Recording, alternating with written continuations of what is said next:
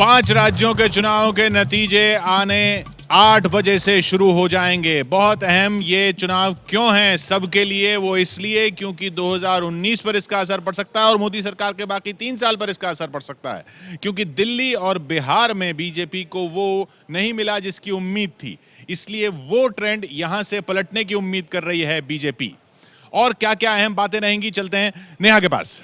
शुक्रिया किशोर, आपका पहला रुझान आने में 1 घंटा 41 मिनट बाकी। बड़ी बातें क्या है इस चुनाव से संबंधित? रुझान तो आएगा, लेकिन क्या मायने होंगे उन चुनावों के? बता दें 5 राज्यों के नतीजों के लिए 8 बजे से वोटों की गिनती शुरू हो जाएगी। 1 घंटा 41 मिनट बाकी। पश्चिम बंगाल, असम, केरल, तमिलनाडु, पुदुचेरी, ये वो 5 राज्य जिनके भविष्य का फैसला आज जनता करेगी। केरल, असम में कांग्रेस, बीजेपी की सत्ता कहीं नहीं है। आपको बता दें, कांग्रेस के लिए जमीन बचाने की कोशिश, बीजेपी नई जमीन तलाशने की कोशिश करेगी। बीजेपी को असम से खासी उम्मीदें है, बाकी में अगर उसका खाता खुलेगा तो उसके लिए अच्छी बात है। एग्जिट पोल्स में बीजेपी अपनी सरकार बनाती दिखाई दे रही है असम में। ये तमाम बड़ी बातें। इसके साथ ही कांग्रेस के लिए क्या मायने? कांग्रेस 2 में हार सकती है, असम और केरल जहां उसकी सरकार है।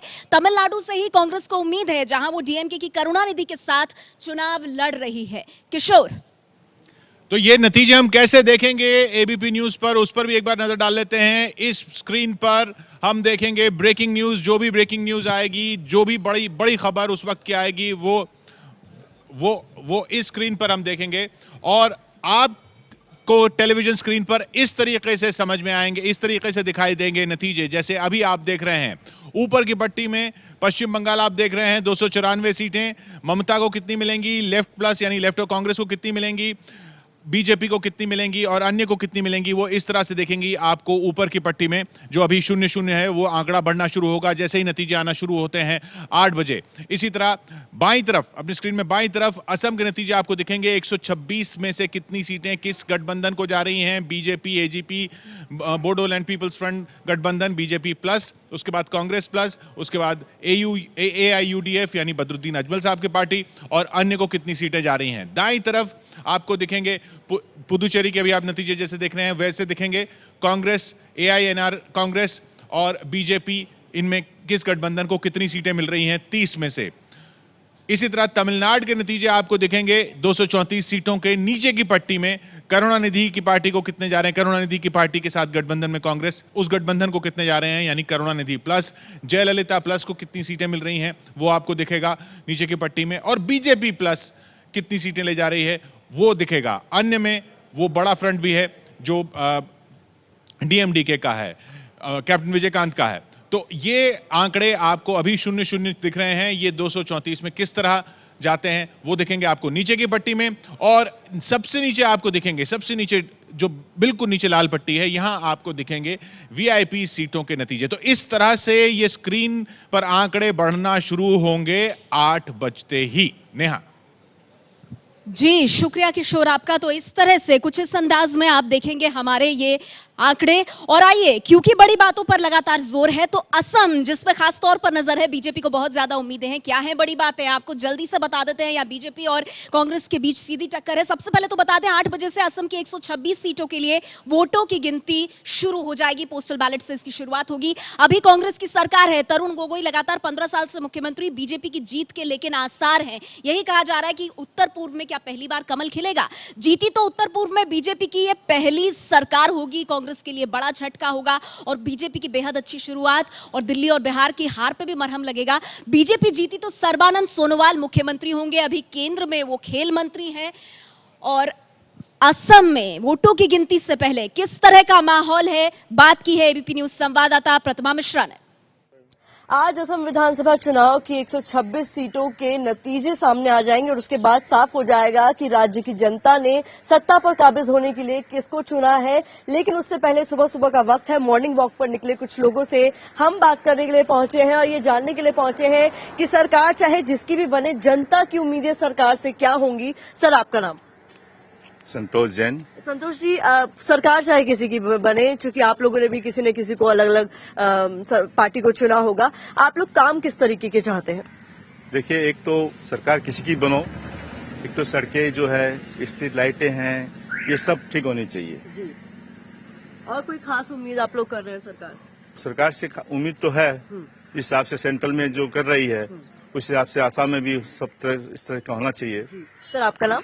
जी, मैं अशोक कुमार जैन। अशोक जी, आपकी क्या उम्मीदें हैं जो भी सरकार में आए? देखिए, मेरे अनुसार सरकार तो किसी की भी बने, कोई बात नहीं है, लेकिन एक सरकार का काम होता है बेसिक एम्यूनिटीज देना।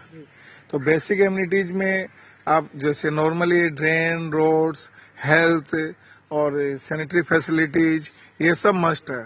उसके बाद विकास के कार्य और अदर्स है, एजुकेशन फैसिलिटीज है, ये सब साथ साथ चलने चाहिए। फिर हम लोग आगे की और प्लानिंग भविष्य को देख करके कि आगे जैसे आज सड़कें हैं, यहाँ पार्किंग की सुविधा नहीं होती। अब पार्किंग है, जो भी गाड़ियां होती है बेतरतीब रूप से खड़ी हो जाती है और लोगों को तकलीफ होती है। तो सारी सुविधाओं इनको निष्पक्ष रूप से इस पे कार्य करें। और भी लोग हमारे साथ मौजूद हैं। सुबह सुबह आप लोग मॉर्निंग वॉक के लिए निकले हैं और आज ही नतीजे आ जाएंगे 126 सीटों पे, तो स्थिति तो क्लियर हो ही जाएगी कि कौन सरकार में आ रहा है। जनता, आम जनता क्या उम्मीद लगा के बैठी है? आम जनता देखिए काफी उम्मीदें लगा के रखी है कि यहाँ पे शांति हो और भी पहले से ज्यादा यहाँ पे बेहतर काम हो, किसी तरीका की मैंने कोई भी पब्लिक हेरेसमेंट नहीं हो। ये सब तो पब्लिक सब यही चाहती है। क्योंकि आप लोग गुवाहाटी में रह रहे हैं सर, यहाँ पर तमाम तरीके की शिकायतें आती हैं, चाहे वो ट्रैफिक जाम की हो या पानी की समस्या हो। क्या आप लोग भी इससे जूझते रहे पहले? जूझते रहे हैं पूरे ही, हमेशा नो पार्किंग, पुलिस का अत्याचार ये हुआ, सब कुछ सभी जुड़ते रह रहे हैं। जी सर, आपका नाम? अजय जैन। अजय जी, आप क्या उम्मीद लगाकर बैठे हैं इस बार जो भी सरकार में आए? क्या मानकर चल रहे हैं जनता के लिए क्या कुछ ऐसे काम है जो अब तक नहीं हुए हैं, होने चाहिए? मेन तो यहाँ पुलिस का अत्याचार है। पुलिस तो सबकी नजर असम पर है। अकुश श्रीवास्तव जी हमारे साथ हैं। श्रीवास्तव साहब, ये बीजेपी को जितनी उम्मीद है, क्या अपने दम पर भी पार्टी बना सकती है सरकार? नहीं, वो बन तो सकती है, क्योंकि जो भी हवा हालात और जो चीज़ें चल रही, जो सर्वे बता रहे हैं, उसमें ये भी हो सकता है कि बीजेपी अपने दम पे भी सरकार बना ले। लेकिन दिक्कत वहाँ दूसरी है। दिक्कत ये है कि जो भी उसके सहयोगी दल हैं उन पर उसका विश्वास कम है, और इसी वजह से वो अपनी कोशिश में ज़्यादा है कि किसी तरीके से उसको जो उसका बहुमत का पॉइंट है वो उसको मिल जाए। असम के लिए हमारे साथ संजय नंदन भी यहाँ पर हैं बात करने के लिए। ये कुश श्रीवास्तव जी कह रहे हैं कि भरोसा कम है बाकी पार्टनर्स पर, इसलिए कोशिश है कि खुद सरकार बन जाए। लेकिन क्या बाकी पार्टनर्स के बिना बन सकती है? ऐसी कोई उम्मीद है? ऐसी संभावना कम लगती है। और आप देखें कि ये चुनाव पूर्व एक गठबंधन बना है, तो गठबंधन का जो धर्म है उसको तो निभाना ही होगा। और साथ में सबसे बड़ी बात ये है कि जो सफलता बीजेपी को मिलने जा रही है वो गठबंधन की वजह से भी मिलेगी। जिस तरह आप बीपीएफ है, एक बहुत ही मजबूत पार्टी है, वो हालांकि सिर्फ 12 सीटें मिली थी, लेकिन उसका इन्फ्लुएंस एरिया जो है वो कम से कम 50 सीटों तक है। हर जगह कम से कम 5 से 10 हज़ार वोटर उसके होते हैं जो कंसोलिडेटेड तरीके से अपने नेता हग्रामा मुहिल्यारी के लिए वोट करते हैं।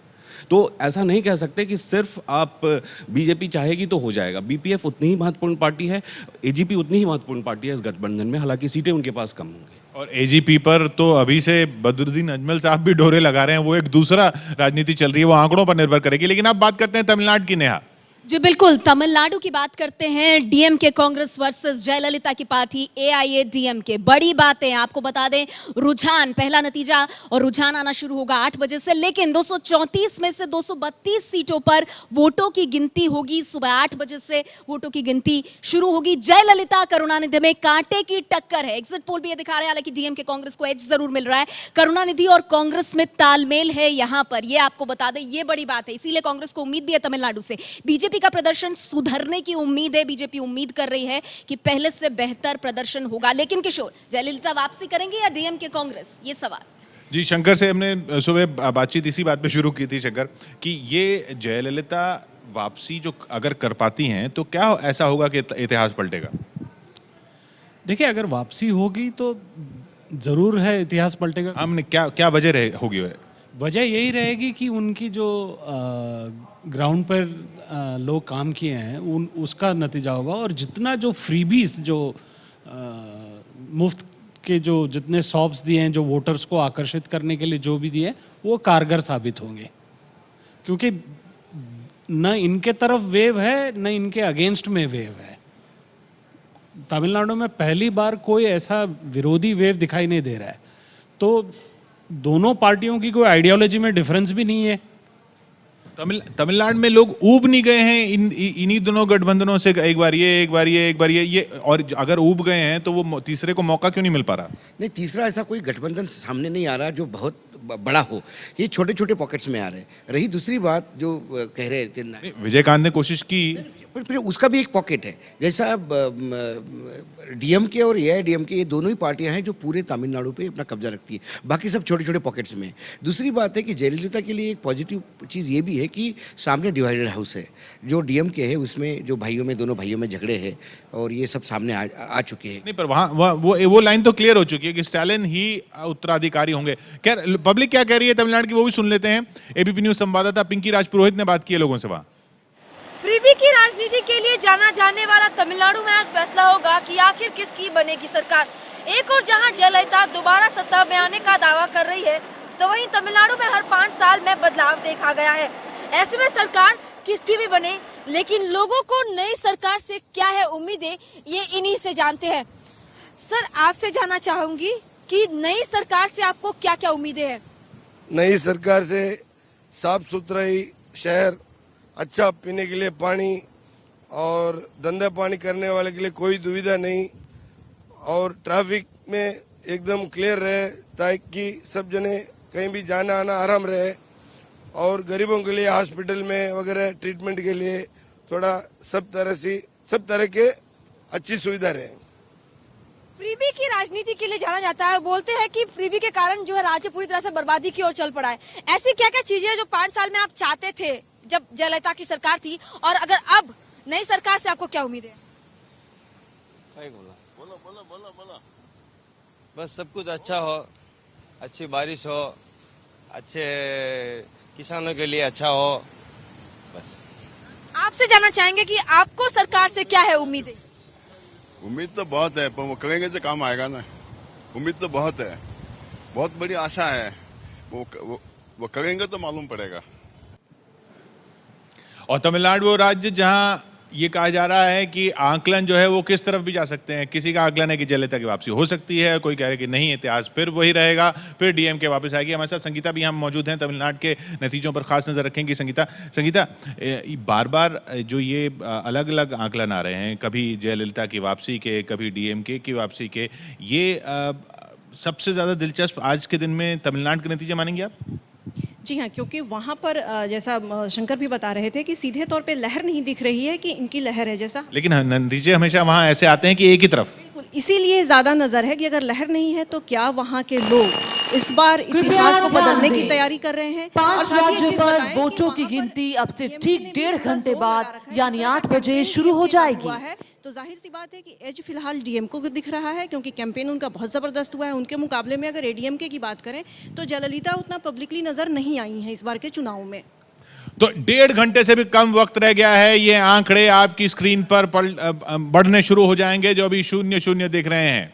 नेहा जी बिल्कुल, 5 बड़ी बातें इन चुनावों से जुड़ी हुई जिस पर सबकी नजर बनी हुई है। आइए सबसे पहले उस पर नजर डाल लेते हैं, इन चुनावों के क्या मायने हैं। आपको बता दें 1.5 घंटे से भी कम का वक्त, पहला रुझान आने में 5 राज्यों के नतीजों के लिए सुबह 8 बजे से वोटों की गिनती शुरू होगी। 1.5 घंटे से भी कम का वक्त बचा है। सबसे बड़ी कवरेज आप एबीपी न्यूज पर देख रहे हैं।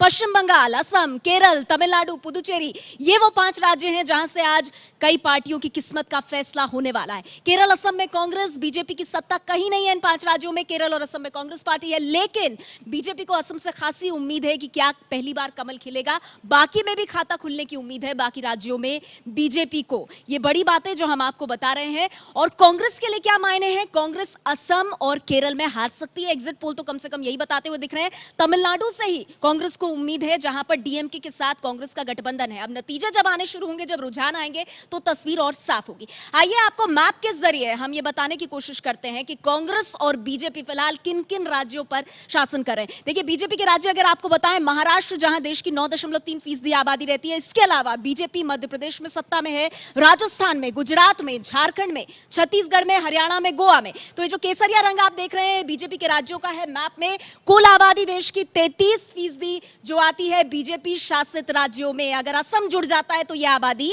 36 पर पहुंच जाएगी। क्या ऐसा आज होगा? इस पर सबकी नजर होगी। ये बीजेपी के राज्य हैं, कुल 33% आबादी जो इन तमाम राज्यों के तहत बीजेपी के अंडर आती है, एक तरह से कहा जा सकता है। एनडीए के राज्य अगर हम देखें, अब एनडीए के राज्य जैसे आंध्र प्रदेश, पंजाब, जम्मू कश्मीर, अरुणाचल, ये वो राज्य हैं जहां बीजेपी सीधे सीधे तौर पर सत्ता पे नहीं है, तो समर्थन दे रही है या मिलकर सरकार बना रही है। एनडीए के राज्य में कुल आबादी लोगों की 7.5%, बीजेपी के अपने राज्यों में 33%। अब बात कांग्रेस के राज्यों की, कर्नाटक 5%, केरल 2.8%, असम, उत्तराखंड, हिमाचल प्रदेश, मणिपुर, मेघालय, मिजोरम, ये कुल राज्य मिला दे तो आबादी कांग्रेस शासित राज्यों की 12.3% है सिर्फ। अब इसमें से अगर असम भी चला गया तो कांग्रेस की टाली घटकर 7% पे आ जाएगी आबादी के हिसाब से। तो ये जो ब्लू कलर से, नीले रंग से आप देख रहे हैं राज्य, ये फिलहाल कांग्रेस के राज्य हैं। अभी बड़ा राज्य कर्नाटक आप देख रहे हैं, अगर असम निकल जाता है।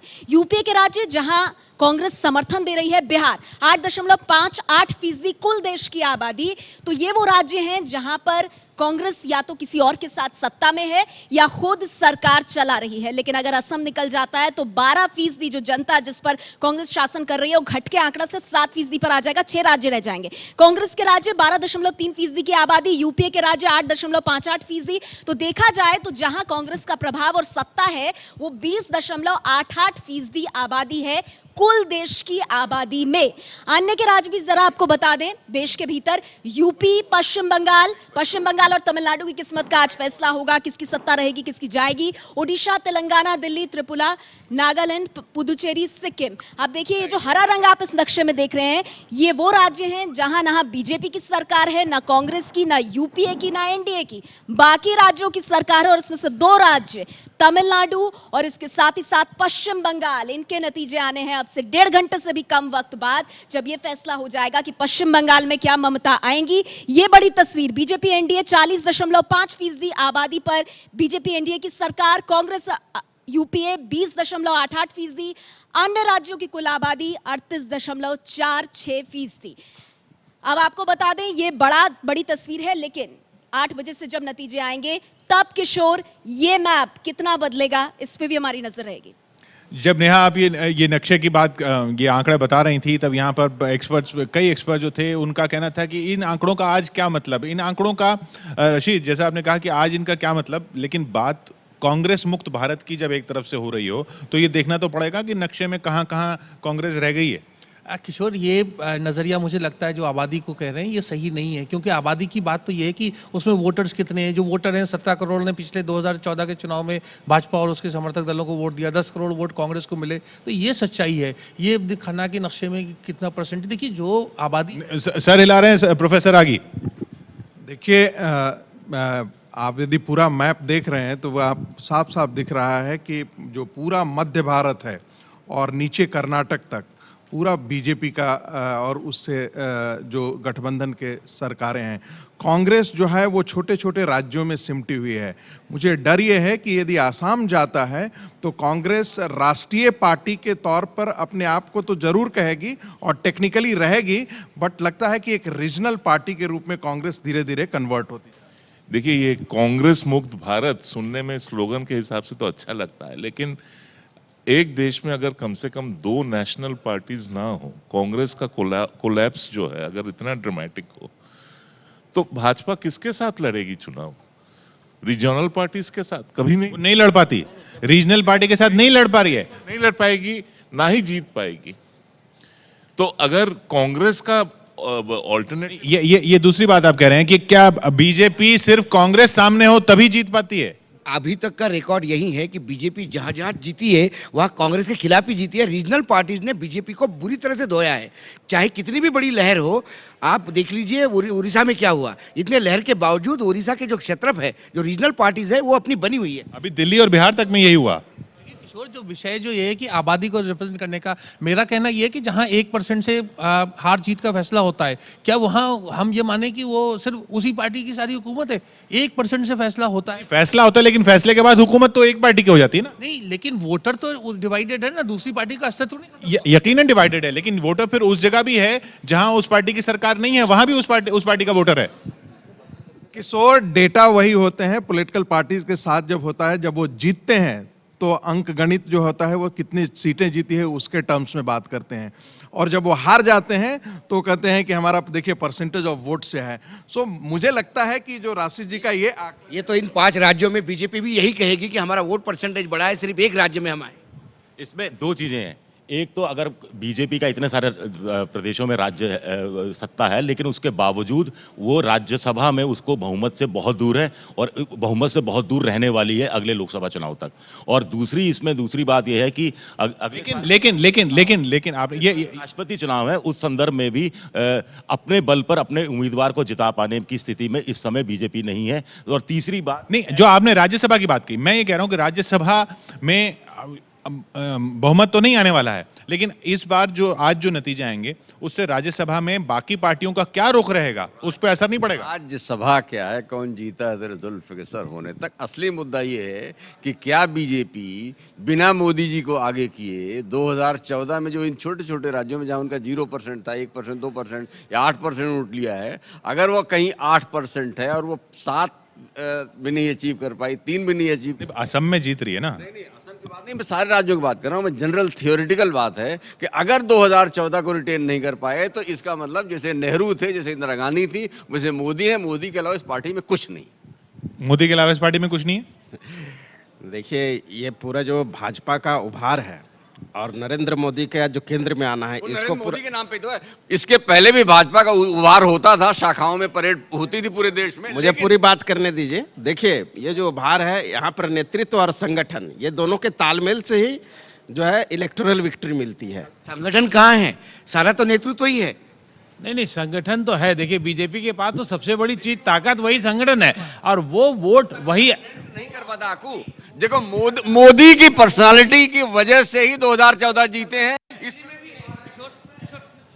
देखिए किशोर, ऐसा है कि जब बीजेपी नॉर्थ ईस्ट और साउथ में उसका प्रेजेंस नहीं था तो बार बार ये दलील दी जाती थी कि ये नॉर्थ की पार्टी है, ये सेंटर की पार्टी है, बाकी जगह प्रेजेंस का है। अब बीजेपी अपना प्रेजेंस बना रही है और कांग्रेस उसका अपना प्रेजेंस खो रही है, तो इसका कहीं ना कहीं आकलन होना चाहिए।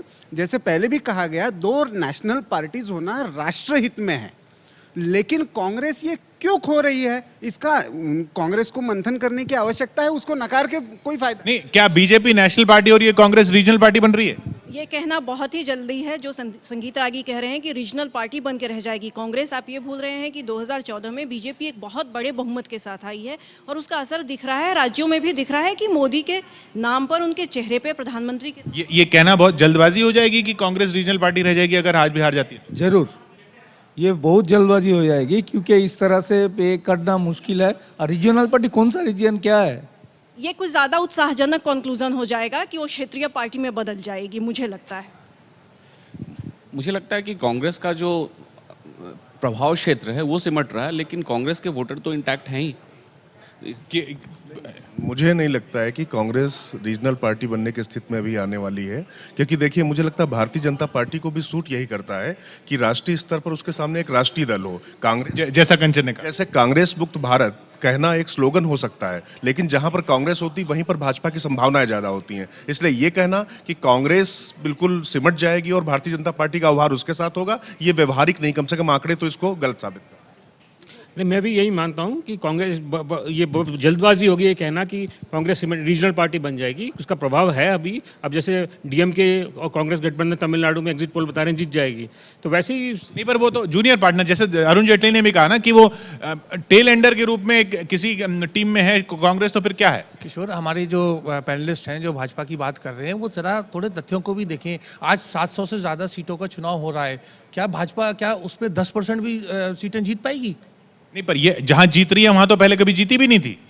नहीं, लेकिन ऐसे ग्रुपिंग्स हैं पूरे समाज में, इतना डाइवर्स है समाज हमारा, और ऐसे ग्रुप्स हैं जो बीजेपी के एकदम खिलाफ हैं।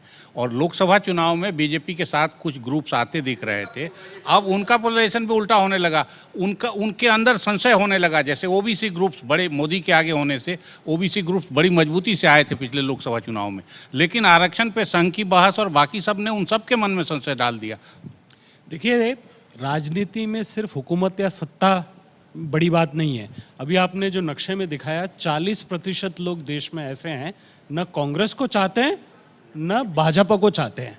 और ये अस्तित्व जो 40% ऐसे हैं जिनके राज्यों में ना कांग्रेस का राज है ना बीजेपी का राज है। तो वैसे ही जैसे पहले आकलन किया गया, जहां जहां बीजेपी जीत गई वहां पे कांग्रेस का मिटाव हो गया, वो भी सत्य नहीं है। ऐसे कई राज्य हैं और कई कॉन्स्टिट्यूंसी हैं जहां पर बीजेपी कभी जीती ही नहीं है। सबसे रोचक तथ्य ये होगा कि नेशनल पार्टीज का परसेंटेज जो है कम और ज़्यादा होता रहेगा, लेकिन रीजनल पार्टीज अभी फिलहाल देश की जो स्थितियां चल रही हैं अगले एक दशक में, वो हमेशा मजबूत होती हुई दिख रही है। देखिए, असम में अगर भारतीय जनता पार्टी जीतती है तो हमें ये देखना पड़ेगा कि असम में एक विशेष किस्म की स्थिति है। असम का जो मॉडल है, क्या देश के दूसरे प्रांतों में भी उसी तरीके से रेप्लिकेट होगा, ये सवाल है। अगर हम मान लें क्या खास मॉडल है, वो खास मॉडल ये है कि वहाँ पे खास तरह से जिस तरह से अल्पसंख्यक मतदाताओं को जो विन्यास है असम में, वो दूसरे राज्यों में नहीं है उस तरह से बिल्कुल। और वो एक खास कांग्रेस की 15 साल की एंटी इनकम्बेंसी, भारत एक खास तरह की, पर वहाँ पर पहले से क्षेत्रीय चाहता हूँ मौजूद हैं, उन्होंने क्यों नहीं बुनाया उसमें? मेरा कहना है कि भारत जिस तरह का लोकतंत्र है उसमें एक राज्य में जो होता है वो दूसरे राज्य में नहीं होता। देखिए, ये जो पूरी बहस है इसको देखना पड़ेगा कि बीजेपी एक उभरती हुई पार्टी है और कांग्रेस एक ढलान पर जाती हुई पार्टी है। बीजेपी उभर चुकी है। नहीं, अगर असम में भी आती है तो उभरती हुई ना, अभी तो और बढ़ रहे हैं राज्य। नहीं, ऐसे तो देखिए, भारत में अगर आप राष्ट्रीय पार्टी का ये पैमाना मानते हैं कि हर राज्य में उसका कुछ ना कुछ हो, तो ऐसा तो कांग्रेस भी नहीं है, कोई राष्ट्रीय पार्टी नहीं हो, ना कभी होगी। नहीं, लेकिन बीजेपी अगर केरल में भी सीटें जीत रही है, वो तो पुराने जमाने की बात है, आप उसको क्यों कह रहे हैं? बीजेपी के 2-3 स्टेट वो जमाना आ सकता है, पुराना जमाने में पहुंचने में ऐसी बात नहीं है, ऐसी बात नहीं है। आप ये देखिए, कांग्रेस एक समय में कांग्रेस की वो स्थिति थी। अरे थ्योरेटिकल बात करो, डेवलपिंग डेमोक्रेसी है। कांग्रेस को इंदिरा गांधी ने जिस मुकाम पे पहुंचा दिया था, सुन लो यार, कांग्रेस, मुझे बहुत अच्छा लगा आपने कहा थ्योरेटिकल बात करो। सर, कांग्रेस को जिस मुकाम पे तबाही के यानी परिवार के आउटफिट के रूप में बन गया था, उसको तो तबाह होना ही होना है। लेकिन फिनिक्स की तरह कोई भी डेमोक्रेटिक, पीपुल ओरिएंटेड और न्याय प्रिय लोगों के संगठनों के लोग तमाम पार्टियों में जो फैले हैं, इंक्लूडिंग बीजेपी, उनको इकट्ठा होना पड़ेगा। क्यों कि जो सत्ताधारी पार्टी है, अगर हम ये मुगालता पाल लें, उसको कोई चैलेंज नहीं करेगा तो गलत है। नई नेशनल पार्टी, हम इतिहास के बहुत ही संक्रामक दौर में, तो ये थ्योरेटिकल बात हो गई। इन्होंने खुद ही कहा कि मैं थ्योरेटिकल बात कर रहा हूं, और इस थ्योरेटिकल बात के बाद प्रैक्टिकल ग्राउंड सिचुएशन के लिए चलेंगे पश्चिम बंगाल। पहले पश्चिम बंगाल की राजनीति की बड़ी बातें क्या हैं वो जानने के लिए चलते हैं नेहा के पास। जी किशोर, 1 घंटा 15 मिनट पहला रुझान आने में, और इस बीच पश्चिम बंगाल जहां सुबह 8 बजे से वोटों की गिनती होगी। बड़ी बातें जल्दी से आपको बता देते हैं। 8 बजे से 294 सीटों के लिए वोटों की गिनती होगी पश्चिम बंगाल में। नजर सबकी बनी हुई है, क्या ममता बनर्जी लगातार दूसरी बार सत्ता में आएंगी? ममता बनर्जी की दोबारा वापसी हो सकती है। देखिए, एग्जिट पोल्स तो इसी तरह की तस्वीर बता रहे हैं कि ममता दोबारा पश्चिम बंगाल में करेंगी वापसी। अब असलियत क्या होगी, असली तस्वीर 8 बजे से नतीजे आने शुरू होंगे। बीजेपी का प्रदर्शन पहले से सुधरने की उम्मीद है। बीजेपी को यही उम्मीद है कि पहले से प्रदर्शन सुधरेगा। कांग्रेस और लेफ्ट के लिए अच्छे संकेत एग्जिट पोल्स नहीं दे रहे हैं। दोनों ने आपस में हाथ मिलाया, लेकिन क्या ममता बनर्जी को पटखनी दे पाएंगे, ये सवाल है। पश्चिम बंगाल में वोटों की गिनती से पहले जनता का मूड क्या है, जाना एबीपी न्यूज संवाददाता जैनेंद्र ने। क्या एग्जिट पोल के मुताबिक ही ममता बनर्जी एक बार फिर पश्चिम बंगाल की मुख्यमंत्री बनेंगी, या लेफ्ट और कांग्रेस का गठबंधन यहां पर सरकार बनाने में कामयाब होगा? ये महज कुछ घंटों में पता चल जाएगा। लेकिन उसके पहले लोग क्या सोचते हैं सुबह सुबह, जो भी सरकार बनेगी उस सरकार से लोगों की क्या उम्मीदें हैं, ये जानने के लिए हम इस वक्त कलकत्ता के न्यू पार्क स्ट्रीट में हैं। यहाँ पर कई सारे लोग हैं। सुबह के वक्त में काफ़ी कम लोग निकले हैं। कई सारे टैक्सी वाले हमारे साथ हैं, लेकिन कुछ आम लोग भी हैं। हम इनसे जानते हैं नई सरकार से इनकी क्या उम्मीदें हैं। सर, आज जिसकी भी सरकार बने, लेकिन जो भी सरकार बनेगी उससे आपकी क्या अपेक्षा है? अपेक्षा ये हमारी कि सरकार जो भी बने, ऐसे तो एग्जिट पोल के मुताबिक तृणमूल कांग्रेस इक़्तिदार में आ रही है, लेकिन जो भी इक़्तिदार, जो भी हुकूमत में आए, उसको मुल्क की तरक्की के साथ साथ स्टेट में अमन अमान बहुत ज़रूरी है, क्योंकि आज वेस्ट बंगाल में अमन अमान की सूरत बहुत ही ख़राब है। जनता के लिए कम से कम इंडस्ट्री लगे। इंडस्ट्री की अवस्था खूब ख़राब है, यहाँ का बहुत सा बेकारी है। जो भी सरकार आए, लेफ्ट आए चाहे टीएमसी आए, यहाँ कल कारखाना होना बहुत ज़रूरी है। आपको क्या लगता है कि जो कल कारखाने की बात आप कर रहे हैं, उस चीज़ को कौन ज़्यादा बेहतर ढंग से यहाँ पर ला सकता है? ममता ला सकती हैं या लेफ्ट ला सकता है? दोनों ला सकता है, अगर अपने अंदर में उसका इच्छा है हो तो दोनों ला सकता है। ऐसा तो कोई बात नहीं है कि वही लाएगा तो लाएगा और दूसरा कोई नहीं लाएगा। चलिए, कोई भी लाएगा। नई सरकार से क्या उम्मीद है? नई सरकार से मुझे उम्मीद है कि नई सरकार जो आए वो अच्छा काम करे, रोड व्यवस्था सब ठीक करे। तो जनता को बहुत ज्यादा उम्मीदें हैं पश्चिम बंगाल में, लेकिन किशोर सवाल यही है कि क्या लेफ्ट और कांग्रेस का गठबंधन ममता के आगे फेल हो जाएगा? बड़ी कोशिश ये थी, लेफ्ट और कांग्रेस साथ में आए थे, फिर भी वो ऐसा कुछ नहीं कर पा रहे कि ममता जाती हुई दिखें। शिशिर, देखिए, पहले 2 फेज पे ये कंफ्यूजन था कि क्या लेफ्ट और कांग्रेस एक साथ आ रही हैं या नहीं आ रही हैं। उसके बाद जाकर के जब पिक्चर बाद के 4 फेजेस में हुआ तो उसका कुछ फायदा उनको जरूर मिल सकता है। तो आप ही क्या आप ये मान रहे हैं कि बाद के 4 फेज में नतीजे कुछ और तरीके से आएंगे जो पहले 2 फेज में आए? बिल्कुल, बाद के 4 फेजेस में कांग्रेस और लेफ्ट अलायंस को थोड़ा फ़ायदा मिल सकता है, लेकिन वो जो अगर नंबर ऑफ सीट्स के हिसाब से देखें वो उतने ज़्यादा नहीं है कि पूरे इक्वेशन को चेंज कर सके। और यही वजह है कि आप भले ही स्लेंडर मार्जिन की बात करें, टीएमसी वापसी हो सकती है। एक और बात आपको ध्यान रखना चाहिए कि बंगाल की 3 घटनाएं जो थी, नारदा, शारदा और फ्लाईओवर इंसिडेंट्स, इन तीनों घटनाओं ने टीएमसी के प्रॉस्पेक्ट को काफ़ी हद तक प्रभावित किया, लेकिन इतना प्रभावित नहीं किया कि उनके, जिसको कहते हैं ना कि एंटी इनकम्बेंसी, उसके ऊपर हावी हो जाए।